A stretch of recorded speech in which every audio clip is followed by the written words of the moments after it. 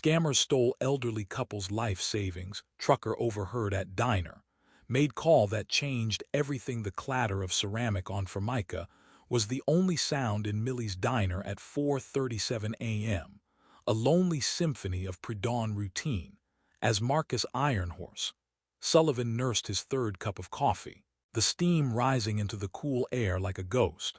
He was halfway through his usual breakfast of eggs, bacon, and a stack of pancakes that could choke a horse when he overheard it.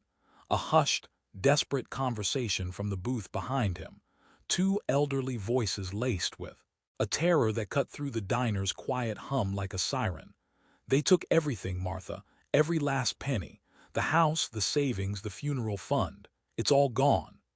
The words, spoken by a man whose voice trembled with a mixture of shame and despair, hit Marcus like a physical blow, sending a chill down his spine that had nothing to do with the early morning cold. He didn't turn around, didn't want to intrude on their private agony, but he listened, every word painting a clearer picture of a nightmare unfolding. The couple, George and Martha Henderson, had fallen victim to a sophisticated online scam, a phishing scheme disguised as a government grant, promising them financial relief in their golden years. They'd followed instructions, provided bank details, clicked links, and within hours, their entire life savings, accumulated over 50 years of hard work and frugal living, had been siphoned away, vanished into the digital ether, leaving them with nothing but an empty bank account and the crushing realization that their trust had been betrayed, their future stolen, their dignity shattered by faceless criminals operating from some distant, anonymous corner of the internet. Marcus had seen scams before, had heard the stories on the CB radio, had warned younger drivers about the dangers of online predators, but this was different. This wasn't a lost load or a fraudulent invoice. This was the systematic destruction of an elderly couple's entire life, their security, their peace of mind, their very ability to survive. He finished his coffee, paid his bill, and as he walked past their booth, he caught a glimpse of their faces. George, his eyes red-rimmed and vacant; Martha, clutching a crumpled tissue, her face a mask of profound grief. He knew he couldn't just drive away, couldn't just leave them to face this alone, couldn't just pretend he hadn't heard, hadn't seen, hadn't understood the depth of their despair. He reached his Peterbilt 389, climbed into the cab, and pulled out his phone, his fingers moving with a deliberate purpose that came from witnessing injustice and deciding that silence was no longer an option.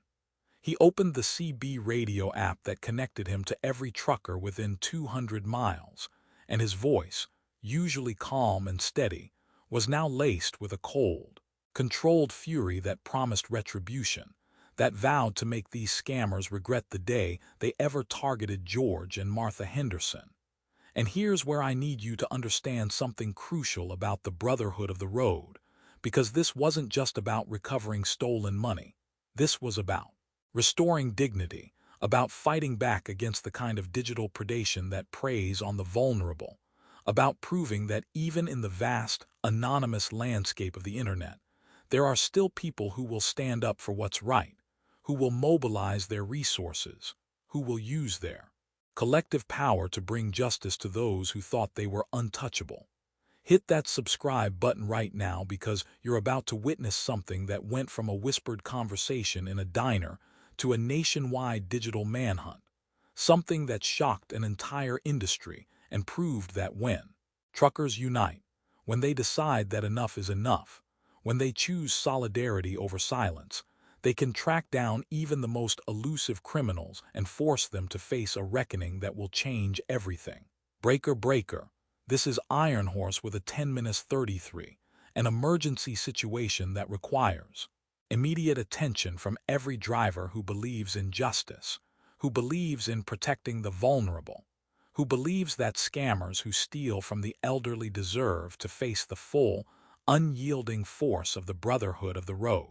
I just overheard an elderly couple in Millie's diner, George and Martha Henderson, who have had their entire life savings stolen by an online scam. They're devastated, they're helpless, and they don't know where to turn. I'm calling for a complete, immediate, and nationwide mobilization of every tech-savvy driver, every former law enforcement officer, every hacker, every investigator, every single one of you who can help us track down these digital predators and bring them to justice. This is not a request. This is a directive. We stand with George and Martha, and we will not rest until their money is recovered and these criminals are exposed. Response was immediate and overwhelming. Within minutes, Marcus's phone was exploding with messages and calls. Iron Horse, this is Mama Bear. I'm a former cybercrime investigator. I'm in. What do you need? This is Nighthawk. I'm a certified ethical hacker. Give me the details. I'll start digging. Diesel Duke. Here, I got contacts in the FBI's cyber division. I'll make some calls. Wildflower here. I'm a social media expert. I'll start tracking any public information related to this scam. The CB channels lit up like a Christmas tree, the digital network of truckers sharing information and coordinating. Actions at light speed, because this wasn't just about George and Martha. This was about every elderly person who'd ever been scammed, every vulnerable individual who'd ever been exploited, every working person who believed that the internet shouldn't be a safe haven for criminals. Marcus returned to Millie's diner, found George and Martha still sitting in their booth, their coffee untouched, their faces etched with despair. He introduced himself, explained what he'd overheard, and told them that the trucking community was mobilizing to help. George, initially skeptical, then cautiously hopeful, provided the details, the email address of the scammer, the fake website they'd been directed to, the bank account numbers they'd been tricked into revealing, the exact amount of money stolen, $287,412, every penny of their life savings. Marcus relayed this information to his network, and the digital manhunt began. The Truckers' Network was a formidable force, a decentralized army of highly skilled individuals operating across time zones and jurisdictions. Mama Bear, with her cybercrime expertise, began analyzing the scam email, tracing its origin, identifying the server it came from, looking for digital breadcrumbs that would lead them to the perpetrators. Nighthawk, the ethical hacker, started probing the fake website, looking for vulnerabilities, for hidden IP addresses, for any metadata that would reveal the true location of the scammers. Diesel Duke, leveraging his FBI contacts, began feeding information to a sympathetic agent, bypassing the usual bureaucratic delays and getting official channels involved with unprecedented speed. Wildflower, the social media expert, started monitoring online forums and dark web marketplaces, looking for any mention of the scam, any chatter that would reveal the scammers' identities or methods. The investigation moved with astonishing speed. Within 6 hours, Mama Bear had traced the scam email to a server farm in Eastern Europe.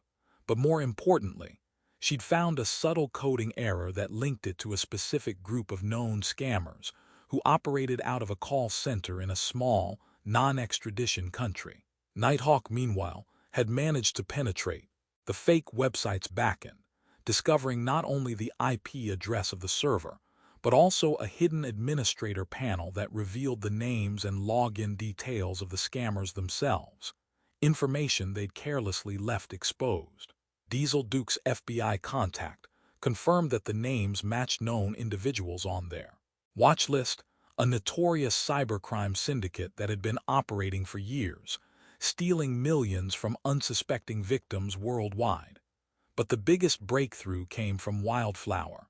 By cross-referencing the scammers' names with public social media profiles, she discovered that one of the ringleaders, a flamboyant individual named Vlad the Impaler, real name Vladimir Volkov, had a surprisingly active and public Instagram account where he flaunted his ill-gotten gains. Luxury cars, designer clothes, lavish parties, and most crucially, photos of himself and his associates at their call center, clearly showing the building's exterior, its address, and even the faces of several other members of the syndicate. He'd been so arrogant, so convinced of his anonymity and untouchability, that he'd essentially live-streamed his criminal enterprise to the world. Marcus received the intelligence reports from his team, his cold fury now mixed with a grim satisfaction. They had they had names, faces, a location, and a mountain of digital evidence. He immediately contacted his FBI contact through Diesel Duke, providing all the compiled information, the digital forensics, the social media evidence, the exact address of the call center. The FBI agent, stunned by the speed and precision of the trucker's investigation, promised immediate action, coordinating with international law enforcement agencies to execute a raid on the call center. But Marcus knew that international law enforcement could be slow, that justice could be delayed, and that George and Martha needed their money back now. So while the official channels began to move, Marcus initiated a second phase of the operation: digital disruption. Nighthawk, with Mama Bear's guidance, launched a series of coordinated cyberattacks on the scammers' infrastructure, not to steal money or cause permanent damage, but to disrupt their operations, to flood their systems with junk data, to crash their servers, to make it impossible for them to conduct any further scams, to essentially shut down their entire criminal enterprise from the inside out. The scammers' call center, which had been operating with impunity for years, suddenly went dark. Their phones stopped working, their computers crashed, their internet access was severed, their entire digital infrastructure collapsing under the relentless, coordinated assault from the truckers' network.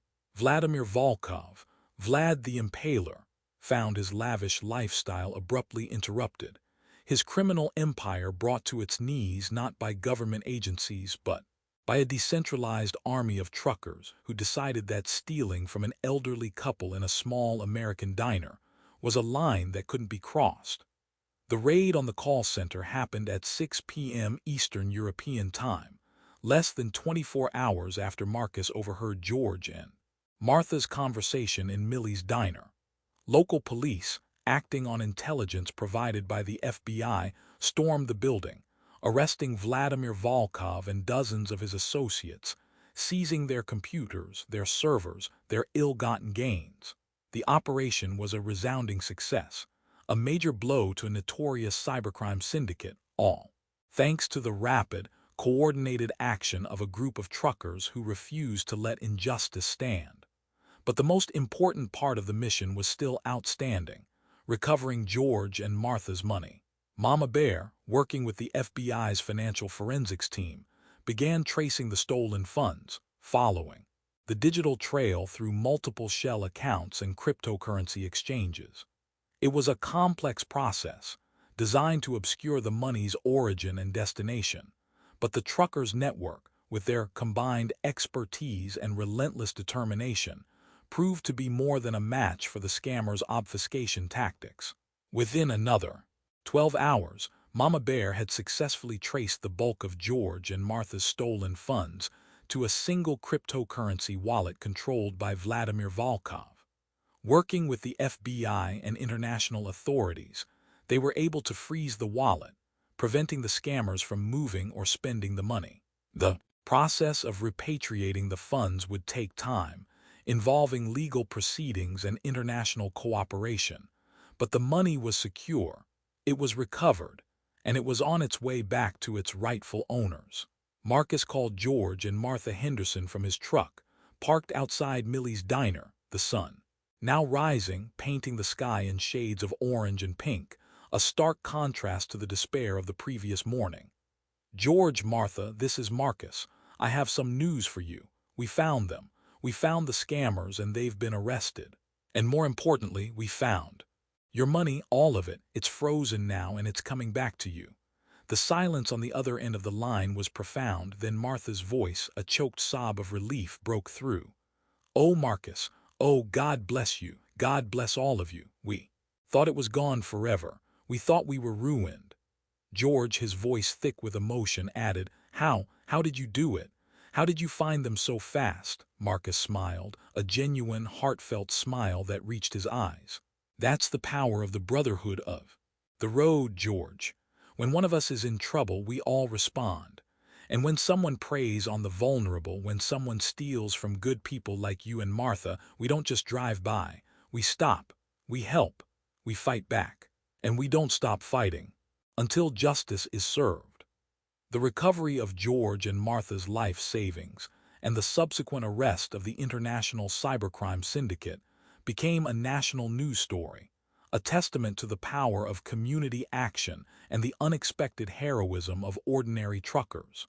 The FBI publicly acknowledged the invaluable assistance of the trucking community, praising their unprecedented speed and expertise in providing critical intelligence that led to the arrests and the recovery of funds.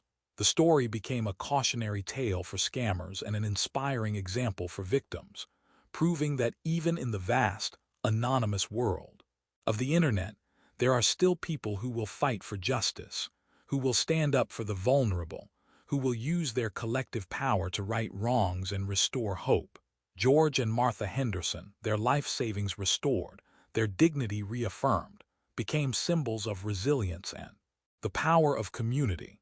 They established a foundation, funded by a portion of their recovered money, dedicated to educating the elderly about online scams and providing support to victims. They often spoke at community events, always bringing Marcus and other truckers with them, telling their story with profound gratitude, emphasizing that their salvation came not from government agencies or financial institutions, but from a group of strangers who became family, who overheard a whispered conversation in a diner and decided that silence was not an option. Marcus Ironhorse Sullivan continued driving his routes, but his role as an advocate and organizer grew, making him a national figure in the fight against cybercrime and for the protection of vulnerable populations. He became a frequent speaker at cybersecurity conferences, a consultant for law enforcement agencies, and a voice for working people who felt exploited and unheard. He always kept a photo of George and Martha on his dashboard, a reminder of the couple whose whispered despair in a diner had sparked a digital revolution, whose stolen savings had galvanized a community, whose story continued to inspire thousands to stand up for what was right, to fight for justice, to prove that the brotherhood of the road was more than just a romantic notion. It was a living, breathing, powerful force for change in a world that desperately needed it. The digital road dogs, as Marcus's network became known, continued their work, monitoring online threats, tracking scammers, providing intelligence to law enforcement, and offering support to victims. They developed sophisticated tools and protocols, leveraging their collective expertise to become a formidable force against cybercrime, proving that the skills honed on the highway, observation, communication, logistics, problem-solving, were just as effective in the digital realm as they were on the open road. They were a testament to the idea that expertise comes in many forms, and that a diverse group of committed individuals, united by a common purpose, can achieve what seems impossible. And somewhere in America, in a small diner on a lonely stretch of highway, a trucker might still overhear a whispered conversation, a tale of despair, a plea for help. And if that trucker is part of the brotherhood of the road, if they understand the code that binds them, if they believe in justice and compassion and the unwavering commitment to protecting the vulnerable, they won't just drive by. They'll stop. They'll listen. They'll make a call. And that call will change everything, because the road is long and full of dangers, both physical and digital. But no one travels it alone. Not really. Not when you're part of a community that understands that the most important cargo isn't what's in your trailer but what's in your heart, that the most important delivery isn't to a customer but to a human being in need, that the most powerful force on the highway isn't horsepower or speed but compassion and solidarity, and the unwavering commitment to protecting each other, to showing up when it matters, to fighting back against those who prey on the innocent, too. Proving that the human spirit, when united, is more powerful than any scammer, more resilient than any deception, more enduring than any digital theft, and that the code of the brotherhood of the road is an unbreakable promise that will always, always answer the call for justice.